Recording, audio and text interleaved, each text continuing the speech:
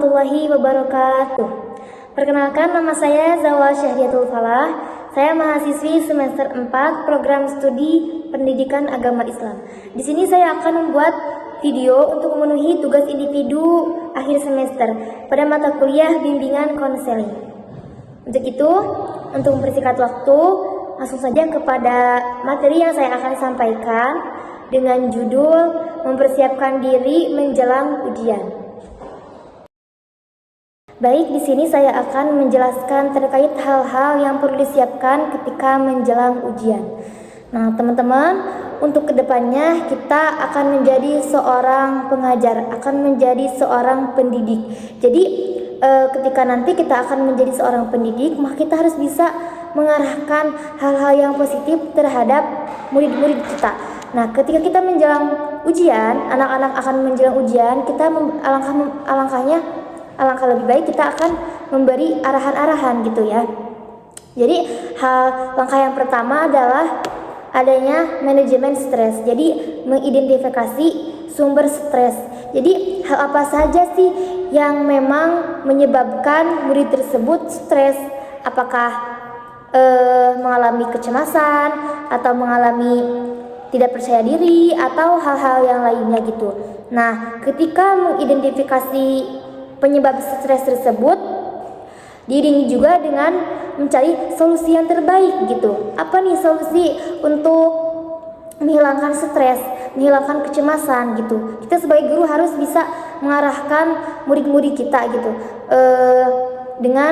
tentunya dengan hal-hal yang positif gitu. Terus yang kedua adanya pembuatan rencana belajar. Jadi murid itu dianjurkan untuk membuat rencana belajar sebelum diadakannya ujian gitu ya.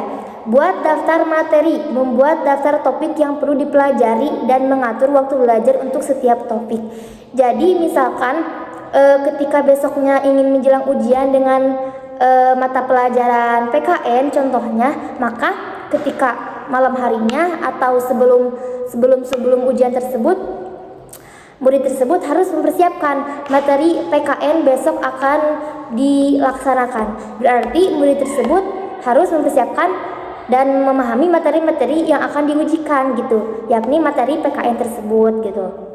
Nah, lalu yang kedua apa? Tentukan prioritas. Jadi maksud di sini apa? Tentukan prioritas itu. Kan contohnya tadi pelajaran PKN. Murid tersebut juga harus memprioritaskan topik mana nih yang harus memang benar-benar dipahami gitu. Jadi memprioritaskan hal-hal yang sulit dulu ketimbang hal-hal yang mudah gitu, yang mudah dipahami gitu. Lalu ada juga pengaturan pikiran positif. Nah, selain itu kita juga harus memberi arahan kepada murid-murid kita agar dia bisa memberikan afirmasi positif kepada dirinya sendiri. Contohnya, saya sudah belajar, saya pasti bisa, saya pasti berhasil, saya pasti lancar melewatinya. Jadi terus memberikan afirmasi-afirmasi positif gitu kepada diri kita sendiri. Jadi kita harus memberikan arahan kepada murid-murid kita bahwa mereka itu harus berpikiran positif gitu ketika akan menjelang ujian, agar kecemasan tersebut hilang, agar tingkat kepercayaan diri mereka itu meningkat gitu. Lalu di situ ada afirmasi positif, juga ada visualisasi sukses. Maksud visualisasi sukses di sini adalah murid tersebut harus membayangkan hal-hal yang memang akan membuat dia lebih semangat. Jadi dia membayangkan pasti nanti ujian akan berhasil, pasti nanti ujian akan sukses gitu, pasti saya nanti menjadi orang sukses gitu. Jadi afirmasi dan visualisasi tersebut juga hal yang sama gitu, yang afirmasi kita memberikan afirmasi positif terhadap diri kita sendiri, memberikan kata-kata terbaik untuk diri kita sendiri agar itu menjadi kenyataan gitu. Lalu setelah pengaturan pikiran positif ada juga manajemen waktu. Nah, sebelum dilakukannya ujian, alangkah lebih baiknya murid-murid kita itu harus bisa memanage waktu. Maksud di sini apa? Memanage waktu belajar yang baik gitu. Di sini ada namanya teknik Pomodoro, menggunakan teknik yakni di mana pembelajaran dilakukan ketika 25 menit dilakukan belajar, lalu 5 menit dilakukan istirahat. Terus siklusnya seperti itu. Jadi kita jangan memforsir diri kita untuk terus-terusan berpikir tentang pelajaran. Jadi kita juga harus mementingkan break, istirahat itu penting gitu. Jadi agar tingkat kecemasan, tingkat kelelahan otak itu tidak meningkat. Jadi agar murid-murid itu tetap mengerjakannya dengan santai gitu. Jadi tidak terlalu memforsir diri untuk terus belajar, juga tidak untuk terlalu santai ketika akan menghadapi ujian gitu ya. Nah, lalu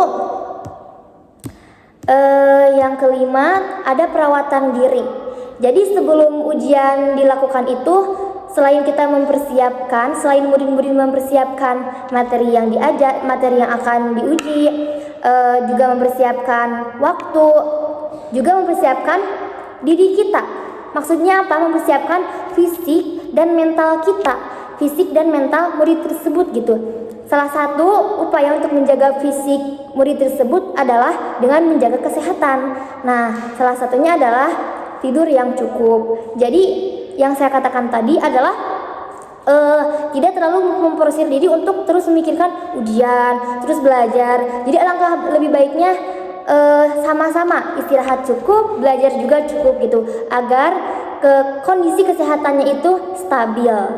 Juga selain itu menjaga makanan yang masuk ke dalam tubuh kita gitu. Jadi jangan sampai ada makanan yang menyebabkan nanti kita sakit ketika di hari ujian gitu.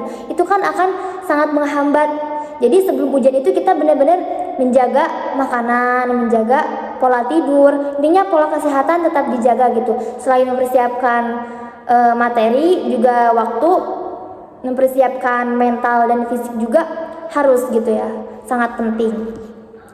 Lalu yang keenam adanya pendekatan spiritual.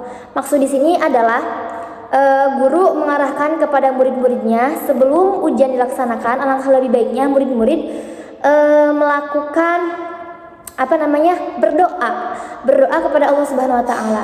Nah, karena dengan berdoa itu sangat membantu murid-murid untuk menenangkan pikiran, untuk mengurangi kecemasan, untuk meningkatkan kepercayaan diri. Itu tadi yang saya sebutkan, selain mempersiapkan pelajaran materi juga harus mempersiapkan kesehatan fisik dan mental. Kan mental itu perlu dijaga, perlu dipersiapkan gitu sebelum ujian agar murid-murid itu tidak deg-degan, tidak nervous untuk menjalankan ujian gitu.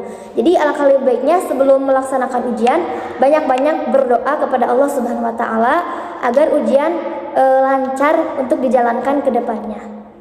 Nah, lalu yang ketujuh, yang terakhir adanya dukungan sosial. Nah, dukungan sosial ini salah satunya adalah kita berkomunikasi. Kita memberitahukan kepada murid-murid ketika mereka mengalami kecemasan, tidak pede, tidak percaya diri. Alangkah lebih baiknya mereka itu terbuka terhadap lingkungan sekitar, contohnya keluarga. Sangat-sangat penting bagi seorang murid itu untuk terbuka kepada kedua orang tuanya, kepada lingkungannya, kepada keluarga sekitarnya gitu, untuk menyalurkan hal-hal yang emang dia rasakan gitu. Kan misalkan murid tersebut sedang mengalami kecemasan ketika ingin menghadapi ujian. Ketika murid-murid tersebut tidak menyampaikan apa yang dirasakan kepada lingkungan sekitar, maka yang terjadi apa? Yang terjadi akan menyebabkan meningkatnya kecemasan terhadap murid tersebut gitu. Jadi murid tersebut akan mengalami kecemasan yang semakin menjadi-jadi gitu.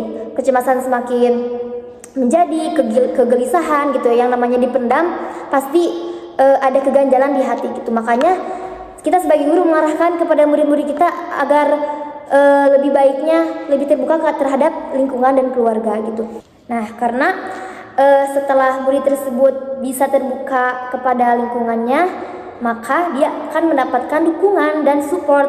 Nah, itu dia, dukungan dan support itu sangat penting dan sangat berpengaruh terhadap tingkat kesemangatan murid terhadap mempersiapkan ujian gitu. Jadi dukungan dari lingkungan itu sangat penting. Selain dari keluarga, tentunya dari seorang guru juga butuh motivasi yang kuat yang diberikan untuk murid-muridnya gitu. Di sini juga ada kelompok studi. Maksud dari kelompok studi di situ adalah jadi ketika murid-murid kesulitan belajar, salah satu upaya yang dilakukan adalah membuat kelompok belajar di luar sekolah. Jadi sebelum menjelang ujian itu mereka membuat kelompok belajar dengan teman-temannya, karena ada murid yang memang dia itu karakternya mudah menyerap pelajarannya itu ketika dia belajar bareng-bareng gitu, ketika belajar bersama, tidak bisa belajar sendiri. Nah, itu juga salah satu upaya untuk terjalannya belajar dengan baik ketika ingin mempersiapkan ujian.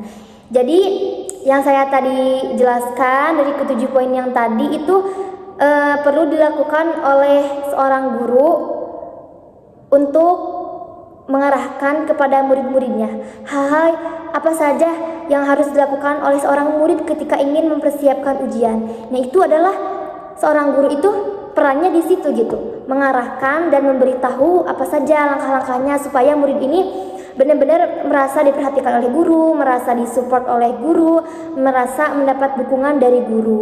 Karena mental dan kesemangatan siswa itu berpengaruh dari lingkungan, salah satunya dari guru. Jadi kita sebagai guru harus memberikan energi yang positif supaya murid-murid juga bisa merasakan hal-hal positif tersebut gitu. Jadi sangat berdampak positif bagi murid-murid agar kedepannya mereka bisa lebih baik dari sebelum-sebelumnya. Itu adalah salah satu peran dari seorang guru. Mungkin cukup sekian yang saya dapat sampaikan. Mohon maaf bila banyak kekurangan dari materi yang saya sampaikan. Mudah-mudahan bermanfaat untuk kita semua. Akhirul kalam, wassalamualaikum warahmatullahi wabarakatuh.